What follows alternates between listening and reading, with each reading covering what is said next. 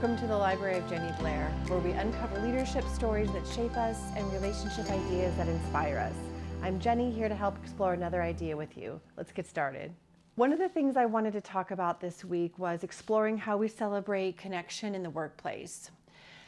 Recently, I had the privilege of attending the 2024 ASU Faculty Women's Association Leadership Summit, facilitated by Dr. Ashley Randall.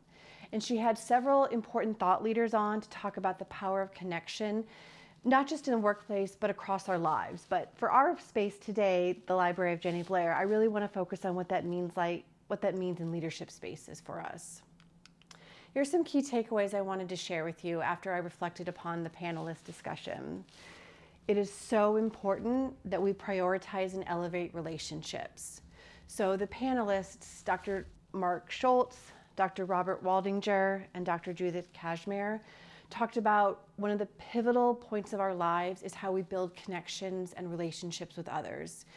There's a famous study out of Harvard that's been going on for over 80 years. So this longitudinal study is taking a look at basically what is the good life? What is it to have a life that's thriving?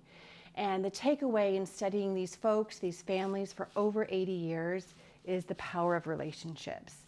That just having a few key relationships in our lives can be completely transformative and really sustaining throughout our lifetimes.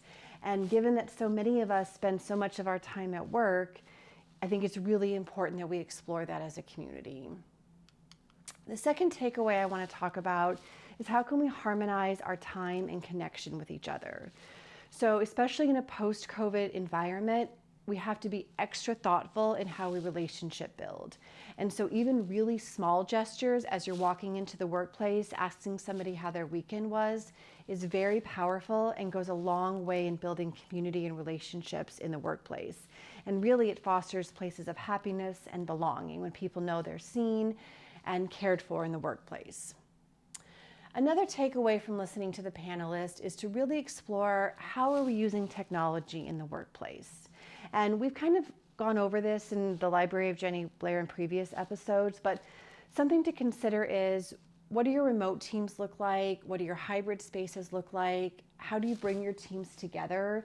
Are you using Zoom meetings appropriately? Maybe you have team Slack channels or team messaging channels. And so it's really about, you don't have to be using these tools a lot, but you have to be using them well and thoughtfully. Another takeaway I want to talk about is, how do we foster presence and engagement in the workplace? And one of the things I thought about as I was listening to the panelists talk about what it means to build relationships, do you ever go early to a meeting? And this might not always be feasible if you're doing things hybrid or digitally. But if you have an in-person meeting, consider going just a few minutes early and having that water cooler talk with someone else. Conversely, after a meeting ends in person, consider lingering for just a few minutes. One of the panelists, who's also a faculty member, talked about how he tried this trick with his students, and he saw a huge difference in how they engaged not only with him, but with each other. And so students who may not be always forthcoming in a classroom discussion might feel more comfortable having a little bit of communication before or a little bit of communication after a formal class. And so that's specific to a classroom setting, but think about how you could do that in your own workspaces. Another takeaway I wanted to explore is the celebration of community.